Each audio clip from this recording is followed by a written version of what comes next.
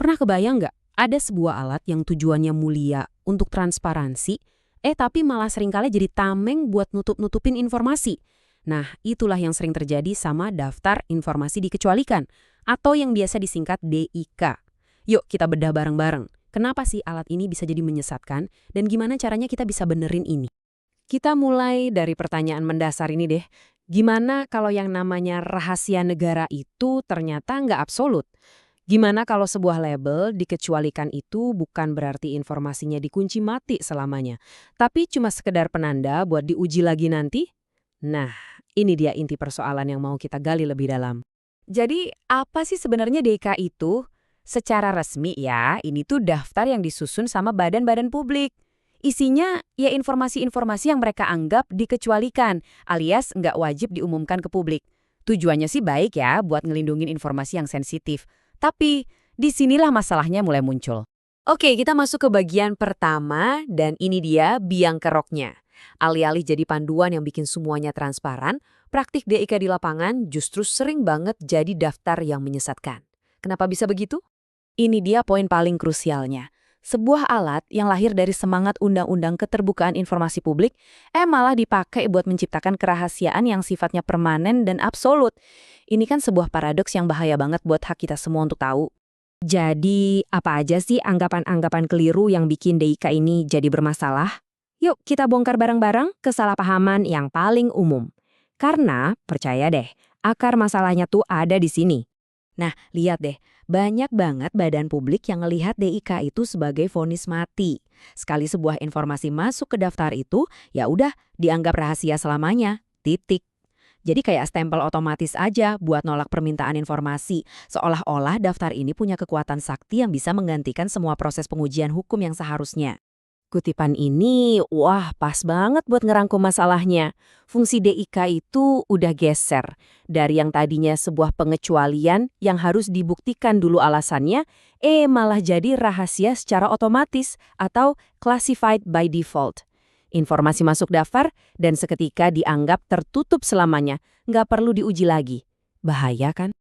Oke, disinilah titik baliknya. Buat benerin masalah ini, kita tuh sebenarnya nggak perlu sampai menghapus DIK loh. Kita cuma perlu mengubah cara kita memandangnya. Ini dia ide utamanya. DIK itu harusnya sebuah peringatan, bukan sebuah vonis final.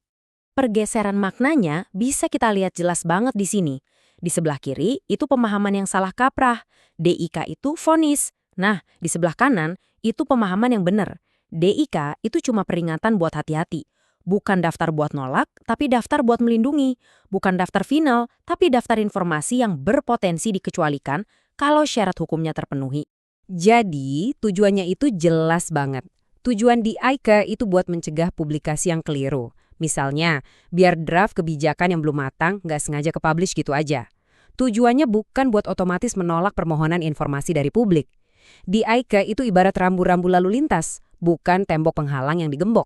Oke, konsepnya udah dapat ya. Sekarang, gimana solusi praktisnya?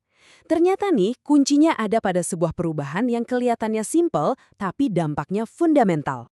Pertama, kita harus ingat kalau DIK itu nggak bisa menggugurkan kewajiban uji. Tiap kali ada permohonan untuk informasi yang ada di dalam DIK, 4 tes ini wajib hukumnya dilakukan. Ada dasar hukumnya nggak? Kalau dibuka beneran bakal menyebabkan kerugian nyata nggak? Terus, pembatasan ini perlu dan sepadan nggak? Dan yang terakhir, lebih besar mana kepentingan publik buat tahu daripada potensi kerugiannya?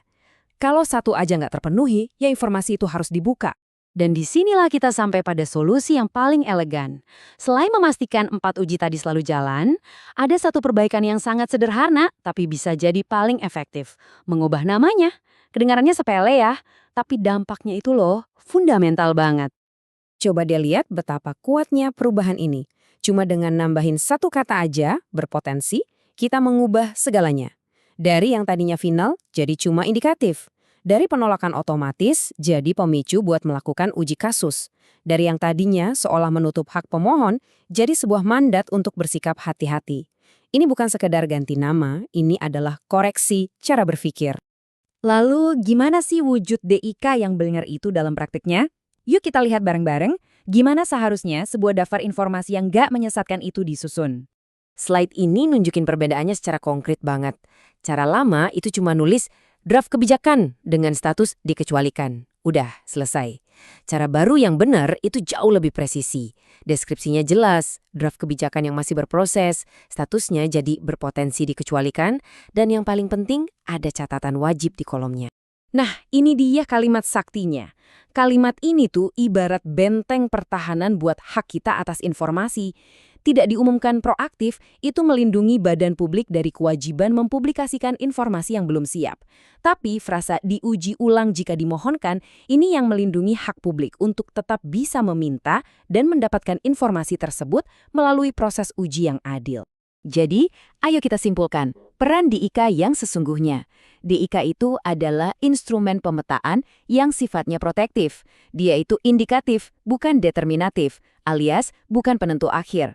Tujuannya cuma satu, mencegah publikasi yang keliru, bukan membatalkan hak kita untuk memohon informasi. DIK itu cuma gerbang menuju mekanisme uji, bukan pengganti dari uji itu sendiri. Pada akhirnya, pertanyaan ini kembali ke kita semua, baik itu badan publik maupun masyarakat. Apakah kita akan terus memperlakukan DIK sebagai tembok untuk menolak permintaan tanpa berpikir? Atau kita akan menatanya ulang menjadi sebuah jembatan yang mengarah pada pengujian yang benar, adil, dan sesuai dengan semangat keterbukaan? Pilihan ada di tangan kita.